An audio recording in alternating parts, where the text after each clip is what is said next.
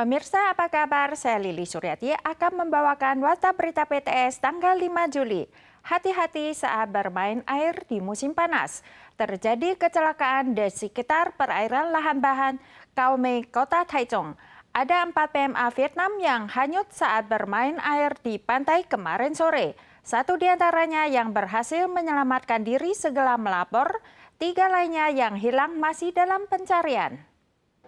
Sebuah kecelakaan terjadi di perairan Tanjung Minchu dekat lahan basah Kaomei tanggal 4 malam. 4 PMA Vietnam diduga tidak memerhatikan air pasang sehingga hanyut terseret ombak. Salah satu dari mereka berhasil naik sendiri ke darat, namun 3 lainnya hilang. Upaya pencarian dan penyelamatan dilanjutkan tanggal 5 pagi. Kerabat PMA juga telah bergegas ke lokasi untuk menunggu kabar. 没工作休息，然后去那边玩水。我都叫他们的那个住在附近的越南附近都来过来这边了，来这边看。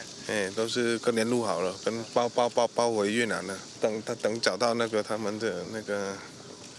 Tim patroli laut mengerahkan 35 orang, 1 kapal, 2 unit ATV, dan 2 drone dalam misi penyelamatan ini. Petugas patroli laut menilai arus saat ini menuju ke utara, maka mereka memperluas pencarian ke arah utara perairan Tanjung Minchu. 这涨潮还蛮危险的，就是会有类似会有拖的动作，水流会拖的动作这样子。 Asosiasi Penyelamat Maritim Kota Taichung menyampaikan aliran di bawah laut kerap timbul saat pasang surut di kawasan perairan Tanjung Minchu yang sempat menimbulkan insiden di masa lalu. Kali ini mereka akan bertanggung jawab dalam misi pencarian darat untuk menemukan keberadaan ketiga korban secepat mungkin.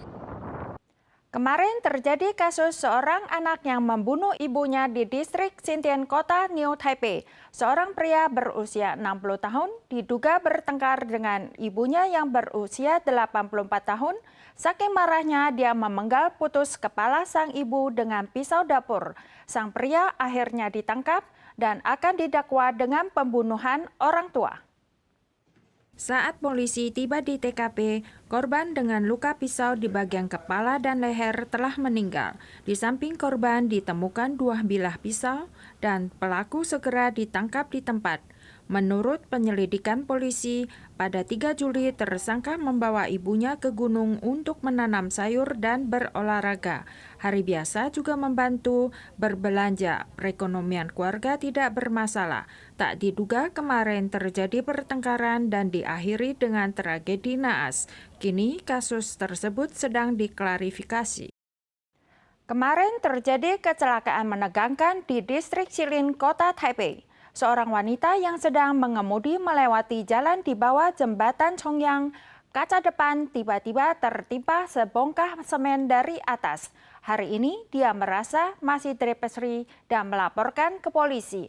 Kantor Konstruksi Baru Kota Taipei mengatakan ini adalah rontokan kepingan semen akibat penuaan jembatan. Petugas telah diutus untuk melakukan perbaikan. Saat kendaraan melintas, tiba-tiba sebongkah semen jatuh dari langit. Pecahan kaca berserakan, terdapat banyak kepingan semen di depan kaca mobil. Seluruh mobil rusak. Kecelakaan ini terjadi di distrik Shilin, Kota Taipei. Seorang wanita pada 4 Juli yang mengemudi mobil melewati bawah jembatan Chongyang tiba-tiba tertimpa kepingan semen. Pengemudi curiga kepingan berasal dari pilar jembatan, tidak menutup kemungkinan meminta ganti rugi negara. Di tempat kejadian, kepingan semen berserakan. Terlihat jelas ada kerusakan di sudut jembatan. Diketahui bahwa kejadian serupa sudah bukan pertama kalinya. Kekurangan tenaga kerja di sektor pertanian sangat serius. Dewan Pertanian melonggarkan peraturan sejak pertengahan Juni tahun ini. Majikan diizinkan merekrut PMA melalui jasa agensi resmi. Namun peraturan baru ini hanya berlaku bagi yang mempunyai kualifikasi asuransi pertanian. Petani yang bergerak di bidang cocok tanam namun tidak memiliki asuransi pertanian tidak dapat mengajukan permohonan. Di masa lalu, majikan yang ingin memakai PMA untuk membantu di lahan pertanian harus mengajukan permohonan dalam jumlah terbatas kepada Koperasi Pertanian, Nelayan, Kehutanan, Perikanan, dan Peternakan. Namun kini setelah peraturannya dilonggarkan, petani bisa langsung merekrut PMA lewat agensi penyalur. 现行农民的话，他就是只要符合实际耕作，他的土地面积只要有1公顷以上，然后具备农保资格，目前的合配比是1:1，就是你有1张农保就可以申请1个农业外劳。 Seorang PMA sektor pertanian dapat bekerja di Taiwan selama 3 tahun. Gaji bulanan tidak termasuk lembur sekitar 32.000 dolar Taiwan. Bagi majikan, walau upah yang diberikan tidak rendah, bisa mendapatkan jasa stabil dalam jangka panjang. Namun bagi petani yang bergerak di bidang cocok tanam namun tidak memiliki kualifikasi asuransi pertanian, hal ini sama juga bohong. 人個就喺上嘅青年返鄉嘅，嘛，全部幾乎攏保勞保嘅。第一個政策呢，就冇法度省錢，就冇法度用到嘅啊。 Para petani menyampaikan sektor pertanian tanpa tenaga kerja tidak dapat bertahan lama. Dulu ada orang yang dijatuhkan sanksi karena tidak dapat menemukan tenaga kerja sehingga nekat memakai jasa PMA ilegal. Mereka berharap agar instansi terkait dapat meninjau ulang agar peraturan baru ini bisa lebih sepadan dengan kebutuhan sebenarnya. Travel sering ditemukan dalam menu kelas atas makanan barat dan dijuluki berlian di atas meja.